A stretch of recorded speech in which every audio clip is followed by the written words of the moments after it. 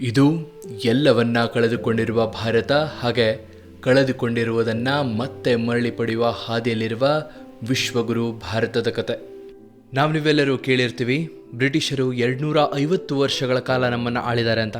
ಆದರೆ ಅದೇ ಬ್ರಿಟಿಷರು ಸರಿಸುಮಾರು $45 ಟ್ರಿಲಿಯನ್ ಲೂಟಿ ಮಾಡಿರೋದು ನಮ್ಗೆ ಗೊತ್ತಾ? ಹೌದು ಸ್ನೇಹಿತರೆ, ಬೆಲೆ ಬಾಳುವ ಲೋಹಗಳಿಂದ ಹಿಡಿದು ಕೊಹಿನೂರ್ ವಜ್ರದವರೆಗೆ ಎಲ್ಲವನ್ನ ಲೂಟಿ ಮಾಡ್ತಾರೆ. ಲೂಟಿ ಮಾಡೋದಷ್ಟೇ ಅಲ್ಲದೆ ವಿಪರೀತ ಮಟ್ಟಿಗೆ ಶೋಷಣೆನ ಕೂಡ ಮಾಡ್ತಾರೆ. ಹಾಗೆ ಬ್ರಿಟನ್ ಇಂಡಿಯಾನ ಡಿ-ಇಂಡಸ್ಟ್ರಿಯಲೈಸ್ ಕೂಡ ಮಾಡುತ್ತೆ. ಹಾಗೆ ಸ್ವಾತಂತ್ರ್ಯ ಪಡೆದುಕೊಂಡ ಸಮಯದಲ್ಲಿ ಪರ್ ಕ್ಯಾಪಿಟಾ ಇನ್ಕಮ್ ಎಷ್ಟಿತ್ತು ಗೊತ್ತಾ?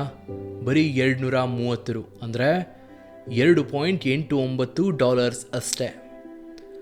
ಆ ಹಸಿವು, ಆ ಬಡತನ ಭಾರತವನ್ನು ಕಿತ್ತು ತಿಂತಾ ಇತ್ತು. ಇಂತಹ ಕಠಿಣ ಪರಿಸ್ಥಿತಿಯಲ್ಲಿ ಭಾರತ ಎದ್ದು ನಿಂತ್ಕೊಳ್ಳೋದೇ ಒಂದು ದೊಡ್ಡ ಚಾಲೆಂಜ್ ಆಗಿತ್ತು.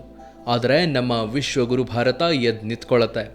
ರ್ಯಾಪಿಡ್ ಅಥವಾ ತ್ವರಿತ ಕೈಗಾರಿಕಾಕರಣ ಪ್ರಾರಂಭವಾಗುತ್ತೆ. 1947ರ ಸಮಯದಲ್ಲಿ ಬೆರಳೆಣಿಕೆ ಎಷ್ಟಿದ್ದ ಕೈಗಾರಿಕೆಗಳು ಇವಾಗ ಸರಿಸುಮಾರು 3 ಲಕ್ಷಕ್ಕೆ ಮುಟ್ಟಿವೆ. ಇದನ್ನು ಬಿಟ್ಟು ಸಣ್ಣ ಮಧ್ಯ ಪ್ರಮಾಣದ ಲಕ್ಷಾಂತರ ಇಂಡಸ್ಟ್ರೀಸ್ ಹುಟ್ಕೊಂಡಿರೋದು ಹೆಮ್ಮೆಯ ವಿಷಯ. ಈ ಚಿತ್ರಣ ನೋಡಿ, ಆಗಿನ ಕಾಲದ ಮ್ಯಾನುಫ್ಯಾಕ್ಚರಿಂಗ್ ಇಂಡಸ್ಟ್ರೀಸ್, ಹಾಗೆ ಇದು ಈಗಿನ ಕಾಲದ ಮ್ಯಾನುಫ್ಯಾಕ್ಚರಿಂಗ್ ಇಂಡಸ್ಟ್ರೀಸ್. ಈ ಹಾದಿ ಸುಲಭ ಇರಲಿಲ್ಲ ಸ್ನೇಹಿತರೆ. ಭಾರತದ ಇತಿಹಾಸದಲ್ಲಿನ ಈ 3 ಮುಖ್ಯ ಕ್ರಾಂತಿಗಳು: ಹಸಿರು ಕ್ರಾಂತಿ, ಶ್ವೇತ ಕ್ರಾಂತಿ ಹಾಗೆ ನೀಲಿ ಕ್ರಾಂತಿ. ಹಸಿರು ಕ್ರಾಂತಿಯಿಂದ ಭಾರತವು ಕೃಷಿ ಉತ್ಪಾದನೆಯಲ್ಲಿ ಅತಿ ಹೆಚ್ಚಿನ ಯಶಸ್ಸನ್ನು ಕಾಣುತ್ತೆ. ಇದು ಅಂದು ಬಳಸುತ್ತಿದ್ದ ಕೃಷಿ ಉಪಕರಣಗಳು, ಹಾಗೆ ಇದು ಇಂದು ಬಳಸುತ್ತಿದ್ದ ಅಡ್ವಾನ್ಸ್ಡ್ ಕೃಷಿ ಉಪಕರಣಗಳು. ಶ್ವೇತ ಕ್ರಾಂತಿಯ ಮುಖಾಂತರ ಭಾರತವು ವಿಶ್ವದ ಅತಿ ದೊಡ್ಡ ಡೈರಿ ಅಭಿವೃದ್ಧಿ ಕಾರ್ಯಕ್ರಮವಾಗುತ್ತೆ. ಅದರ ಪರಿಣಾಮ ಭಾರತ ವಿಶ್ವದ ಅತಿ ಹೆಚ್ಚು ಹಾಲು ಉತ್ಪಾದನಾ ಕೇಂದ್ರವಾಗುತ್ತೆ. ಹಾಗೆ ಬಾಂಗ್ಲಾದೇಶ್, ಭೂತಾನ್, ನೇಪಾಳ್, ಪಾಕಿಸ್ತಾನ್ ಹೀಗೆ ಇನ್ನಿತರೆ 15ಕ್ಕೂ ಹೆಚ್ಚು ದೇಶಗಳಿಗೆ ಹಾಲನ್ನು ಸರಬರಾಜು ಮಾಡುತ್ತೆ. ನೀಲಿ ಕ್ರಾಂತಿ. ಈ ಕ್ರಾಂತಿ ಮುಖಾಂತರ ಭಾರತವು ಜಲಕೃಷಿ ಉತ್ಪಾದನೆಯಲ್ಲಿ ಏರಿಕೆಯನ್ನು ಕಾಣುತ್ತೆ. ಜಗತ್ತಿನ 2ನೇ ಅತಿ ಹೆಚ್ಚು ಜಲಕೃಷಿ ಉತ್ಪಾದನೆಯನ್ನು ಭಾರತ ಮಾಡುತ್ತೆ. ಏನೂ ಇಲ್ಲದ ಭಾರತ ಮತ್ತೆ ಚೇತರಿಸಿಕೊಂಡಿದ್ದನ್ನು ನೋಡಿ ಎಷ್ಟೋ ಹೊರ ದೇಶದವರಿಗೆ ಆಶ್ಚರ್ಯ ಮೂಡುತ್ತೆ. 75 ವರ್ಷದ ನಂತರ ಭಾರತ ವರ್ಲ್ಡ್ ಲೀಡಿಂಗ್ ಎಕನಾಮೀಸ್ನಲ್ಲಿ ತನ್ನ ಹೆಸರನ್ನು ನೋಂದಾಯಿಸಿಕೊಳ್ಳುತ್ತೆ. ಆಗ ಇದ್ದ $2.89 ಪರ್ ಕ್ಯಾಪಿಟಾ ಇನ್ಕಮ್ ಈಗ $2,500.36ಗೆ ಏರಿಕೆಯಾಗಿದೆ. ಜಾಗತಿಕ GDPಯಲ್ಲಿ ಭಾರತದ ಪಾಲು 7.59%. 70 ವರ್ಷಗಳ ಹಿಂದೆ ಭಾರತ ಒಂದು ಇಂಪೋರ್ಟರ್ ದೇಶವಾಗಿತ್ತು. ಆದರೆ ಈಗ ಜಗತ್ತಿನ ಹೆಚ್ಚು ಗ್ಲೋಬಲ್ ಕಂಪನೀಸ್ಗಳು ಭಾರತದಲ್ಲಿ ಕೆಲಸ ಮಾಡ್ತವೆ. ಭಾರತದ ಕಂಪನಿಗಳಿಗೆ ಗ್ಲೋಬಲಿ ಒಳ್ಳೆಯ ಹೆಸರಿದೆ.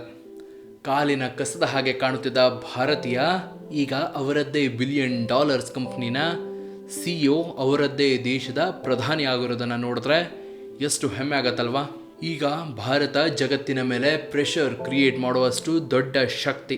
ಹಾಗೆ ಮುಂದೆ ಜಿಯೋಪೊಲಿಟಿಕಲ್ ಡೆವಲಪ್ಮೆಂಟ್ನ ವಿಷಯಕ್ಕೆ ಬಂದರೆ, ಶಾಂತಿ ಪ್ರಿಯ ದೇಶ ಎಂದು ಕರೆಸಿಕೊಂಡ ಭಾರತ ಅನಿವಾರ್ಯ ಬಂದಾಗ ತನ್ನ ರಕ್ಷಣೆಗಾಗಿ ಕ್ರಾಂತಿಯನ್ನು ಕೂಡ ಮಾಡಿದೆ. ಭಾರತವು ಬಾಂಗ್ಲಾದೇಶವನ್ನು ಸ್ವತಂತ್ರಗೊಳಿಸಿತು. ಹಾಗೆ ಭಾರತ ಪಾಕಿಸ್ತಾನವನ್ನು ಪ್ರತ್ಯೇಕಿಸಿದೆ.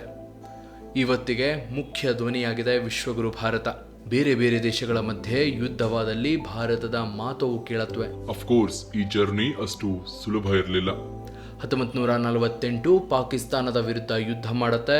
1962 ಇಂಡೋ ಚೀನಾ ನಡುವೆ ಯುದ್ಧ. 1999 ಕಾರ್ಗಿಲ್ ಯುದ್ಧ. ಇವಾಗ ನಡೆಯುತ್ತಿರುವ ಲಡಾಖ್ನ ನಿಲುವು. ಈ ಎಲ್ಲದರಲ್ಲಿ ಭಾರತ ತನ್ನನ್ನು ತಾನು ರಕ್ಷಿಸಿಕೊಳ್ಳುವ ಸಾಮರ್ಥ್ಯವನ್ನು ಹೊಂದಿದೆ ಎಂದು ಜಗತ್ತಿಗೆ ಸಾಬೀತುಪಡಿಸಿದೆ.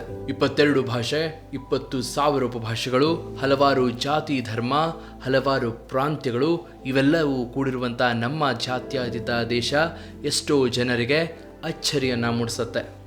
ಮೆಡಿಕಲ್ ಫೆಸಿಲಿಟಿ ಇಲ್ಲದ ಕಾರಣ ಸ್ವಾತಂತ್ರ್ಯದ ಸಮಯದಲ್ಲಿ ಸರಾಸರಿ ಜೀವಿತಾವಧಿ ಎಷ್ಟಿತ್ತು ಗೊತ್ತಾ?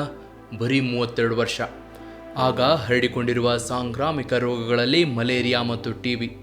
1947ರಲ್ಲಿ 23%, ಅಂದರೆ 75 ಮಿಲಿಯನ್ ಜನರಿಗೆ ಮಲೇರಿಯಾ ಸೋಂಕು ಕಾಣಿಸಿಕೊಂಡಿತ್ತು.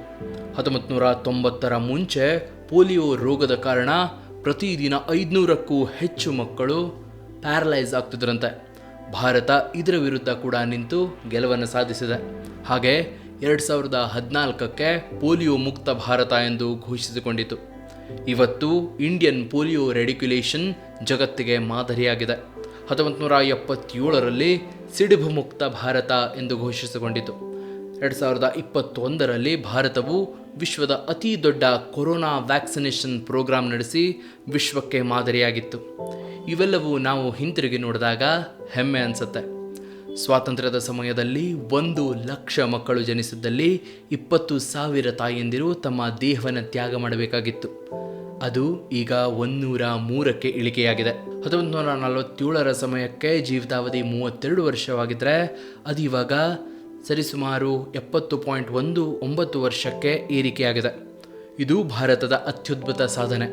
ಇವತ್ತಿಗೆ ಸರಿಸುಮಾರು 200 ರಾಷ್ಟ್ರಗಳಿಗೆ ನಮ್ಮ ಭಾರತ ದೇಶದ ಮೆಡಿಸಿನ್ ಹೋಗುತ್ತೆ. ಮುಂದೆ ಟೆಕ್ನಾಲಜಿ ಬಗ್ಗೆ ನೋಡೋದಾದರೆ, ಸ್ವಾತಂತ್ರ್ಯ ಸಿಕ್ಕ 17 ವರ್ಷದ ನಂತರ ಅಂದರೆ 1962ರಲ್ಲಿ ಇನ್ಕೋಸ್ಪಾರ್ ಅಂದರೆ Indian national committee for space research ರಚನೆ ಆಗುತ್ತೆ. 1963ರಲ್ಲಿ ಭಾರತದ ಮೊಟ್ಟ ಮೊದಲ ರಾಕೆಟ್ ಕೂಡ ಲಾಂಚ್ ಆಗುತ್ತೆ. ರಾಕೆಟ್ ಪಾರ್ಟ್ಸ್ ಎತ್ತಿನ ಗಾಡಿ ಹಾಗೆ ಸೈಕಲ್ ಮೇಲೆ ತೊಗೊಂಡು ಹೋಗ್ತಿರೋದನ್ನು ನೀವು ಈ ಸ್ಕ್ರೀನ್ ಮೇಲೆ ನೋಡಬಹುದು. ಹಾಗೆ ಇವಾಗ ನೋಡಿದರೆ ವೆಲ್ ಎಸ್ಟಾಬ್ಲಿಷ್ಡ್ ಸ್ಪೇಸ್ ಪವರ್ ಆಗಿ ನಿಂತಿದೆ ನಮ್ಮ ಭಾರತ.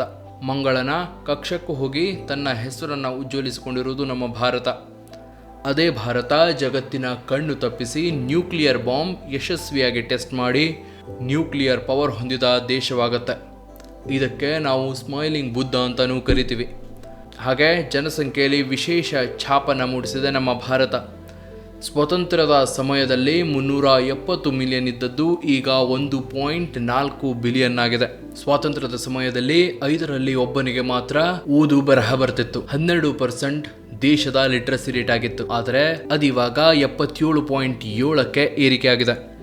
ಉಚಿತ ಶಿಕ್ಷಣ, ಮಧ್ಯಾಹ್ನದ ಬಿಸಿ ಊಟ ಒದಗಿಸಿದ ಭಾರತ ಶಿಕ್ಷಣ ಕ್ಷೇತ್ರದಲ್ಲೂ ಹೆಚ್ಚಿನ ಅಭಿವೃದ್ಧಿಯನ್ನು ಕಾಣ್ತಾ ಇದೆ. 1947ರಲ್ಲಿ ಬರೀ 28 ಮೆಡಿಕಲ್ ಕಾಲೇಜ್ ಹೊಂದಿದ್ದ ದೇಶ ಈಗ 618 ಮೆಡಿಕಲ್ ಕಾಲೇಜ್ ಹೊಂದಿದೆ. ಹಾಗೆ 33 ಇಂಜಿನಿಯರಿಂಗ್ ಕಾಲೇಜ್ ಅದಿವಾಗ 6,000ಕ್ಕೂ ಹೆಚ್ಚಾಗಿದೆ. ಭಾರತ ವಿಶ್ವದ ಪ್ರತಿಭಾವಂತ ರಾಷ್ಟ್ರ. ಪ್ರಪಂಚದಾದ್ಯಂತ ನಮ್ಮ ಜನರು ಮೇಲ್ವೃತ್ತಿಯಲ್ಲಿ ಕೆಲಸವನ್ನ ಮಾಡ್ತಾ ಇದ್ದಾರೆ. ವಿಶ್ವದ ಯಂಗೆಸ್ಟ್ ಕಂಟ್ರಿ ನಮ್ಮ ಭಾರತ.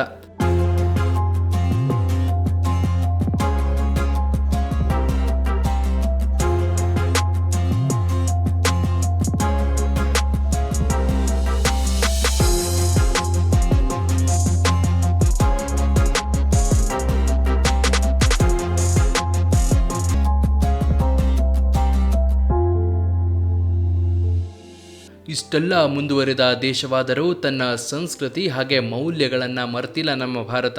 ಭಾರತ ವಿಶ್ವದ ಅತಿದೊಡ್ಡ ಪ್ರಜಾಪ್ರಭುತ್ವ, ವಿಶ್ವದ ಅತಿದೊಡ್ಡ ಫಿಲ್ಮ್ ಇಂಡಸ್ಟ್ರಿ, ವಿಶ್ವದ ಅತಿ ಹೆಚ್ಚು ಜನಸಂಖ್ಯೆ ಇರುವ ದೇಶ, ಹಾಗೆ ಸೆಕೆಂಡ್ ಲಾರ್ಜೆಸ್ಟ್ ರೋಡ್ ನೆಟ್ವರ್ಕ್ ಇರುವ ದೇಶ ನಮ್ಮ ಭಾರತ. ಅಬ್ಬಾ, ಭಾರತ ಮಾಡಿರುವ ಸಾಧನೆ ಒಂದಾ ಎರಡ? ನಿಜವಾಗ್ಲೂ ನಾನೊಬ್ಬ ಭಾರತೀಯ ಅಂತ ಹೇಳಲು ಹೆಮ್ಮೆ ಆಗತ್ತೆ. ನಿಮಗೂ ಕೂಡ ಇದೇ ರೀತಿ ಅನಿಸಿದರೆ ಜೈ ಹಿಂದ್ ಅಂತ ಕಮೆಂಟ್ ಮಾಡಿ. ಹಾಗೆ ಈ ವಿಡಿಯೋನ ನಿಮ್ಮ ಫ್ರೆಂಡ್ಸ್ ಜೊತೆನೂ ಶೇರ್ ಮಾಡಿ. ಅವರಿಗೂ ನಮ್ಮ ಭಾರತದ ಮೇಲಿರುವ ಹೆಮ್ಮೆ ಹೆಚ್ಚಾಗಲಿ. ಹಾಗೆ ಸಬ್ಸ್ಕ್ರೈಬ್ನ ಮಾಡಿ. ಇದನ್ನು ನಿಮ್ಗೆ ಫ್ರೀ ಇರಬಹುದು, ಆದರೆ ಇದರಿಂದ ನಮ್ಗೆ ತುಂಬಾ ಹೆಲ್ಪ್ ಆಗುತ್ತೆ.